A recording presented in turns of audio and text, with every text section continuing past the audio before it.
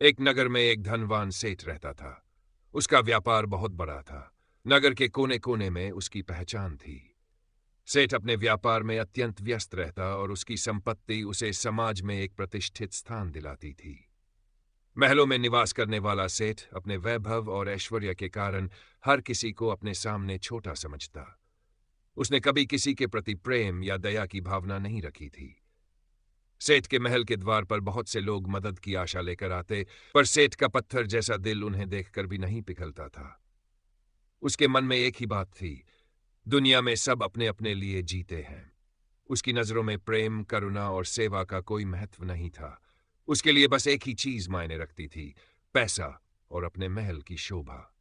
एक ठंडी रात की बात है। एक वृद्ध जिसके कपड़े फटे हुए थे और जो अपने जीवन की सांझ बिता रहा था, सेठ के महल के सामने आया। उसके चेहरे पर थकान और हताशा साफ झलक रही थी। वह कई दिनों का भूखा और प्यासा था।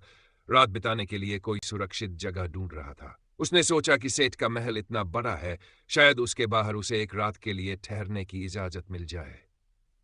वृद्ध ने सेठ से नम्रतापूर्वक प्रार्थना की, सेठ जी, मैं बहुत दूर से आया हूं और अत्यंत थका हूं। कृपा करके मुझे एक रात यहां महल के बाहर ठहरने दें। सुबह होते ही मैं यहां से चला जाऊंगा। सेठ ने उसे देखकर नाक भौं सिकोड़ते हुए कहा, यह मेरा महल है, कोई धर्मशाला नहीं। तुम्हें यहां रुकने की अनुमति नहीं दी जा सकती। मैं नहीं जानता कि तुम कौन हो और यहां क्यों आए हो। वृद्ध ने दयनीय स्वर में कहा, मुझे कोई सेवा नहीं चाहिए, मैं बस बाहर सो जाऊंगा। सुबह होते ही मैं चला जाऊंगा। सेठ ने कठोरता से उत्तर दिया, मैं नहीं चाहता कि कोई अजनबी मेरे महल के आसपास रात बिताए। कौन जाने तुम कौन हो और क्या इरादा रखते हो। सेठ की इन बातों ने उस वृद्ध को गहरे तक आहत कर दिया। उसने नमस्कार किया और धीरे धीरे वहां से चल दिया। रात अत्यंत अंधेरी थी, ठंड बढ़ रही थी और आकाश में बादल गहरा रहे थे। वृद्ध जैसे तैसे उस नगर के बाहर एक पेड़ के नीचे जा पहुंचा और रात बिताने लगा। ठंड से कांपते हुए उसने भगवान से प्रार्थना की कि किसी दिन शायद किसी के हृदय में दया जागृत हो जाए। कुछ दिनों बाद सेठ और उसके साथी शिकार खेलने के लिए जंगल में निकले। घना जंगल था और शिकार का जुनून उन्हें आगे की ओर खींचे जा रहा था। अचानक सेठ ने एक हिरण देखा और उसने अपने घोड़े को उसके पीछे दौड़ा दिया। हिरण तेजी से भाग रहा था और सेठ उसे पकड़ने के लिए अपनी सारी ताकत लगा रहा था। भागते भागते सेठ अपने साथियों से बहुत दूर निकल गया। हिरण तो बच निकला, पर सेठ का घोड़ा उसे छोड़कर भाग गया और सेठ जंगल में अकेला रह गया। सेठ ने खुद को बेहद अकेला और असहाय महसूस किया।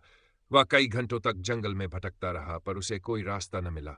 दिन ढलने लगा और धीरे धीरे रात होने लगी। घने बादलों से आसमान ढक गया और बरसात शुरू हो गई।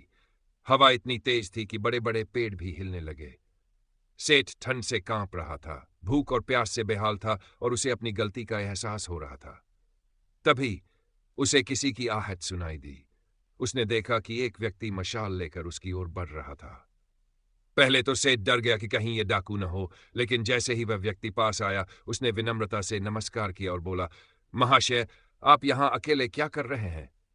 सेठ ने अपनी सारी परेशानी उस व्यक्ति को बताई और कहा कि वह रास्ता भूल गया है और उसके साथी भी उससे बिछड़ गए हैं।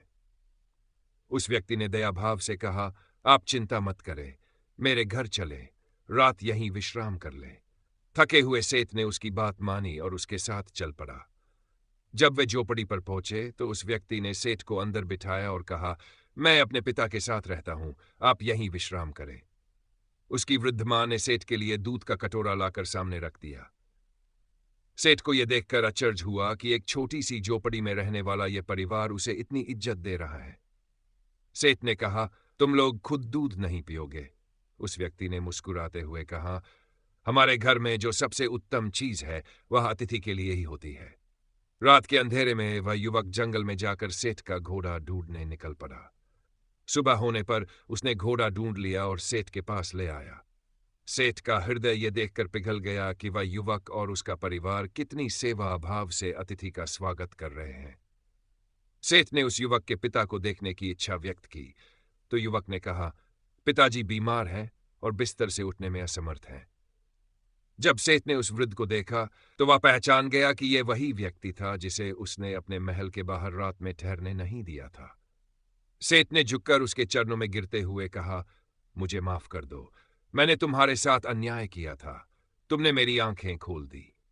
वृद्ध ने कहा, मुझे तुमसे कोई शिकायत नहीं। हमें इंसान को उसके कर्मों से नहीं, उसके हृदय से जानना चाहिए। मैं खुशी हूं कि तुम यहां आकर यह समझ सके। इस घटना ने सेठ के हृदय को बदल दिया। अब वह पहले जैसा कठोर नहीं रहा। उसके महल के दरवाजे अब हर जरूरतमंद के लिए खुले रहते थे। वह सेवा में विश्वास करने लगा और अपने जीवन में प्रेम और करुणा को स्थान देने लगा।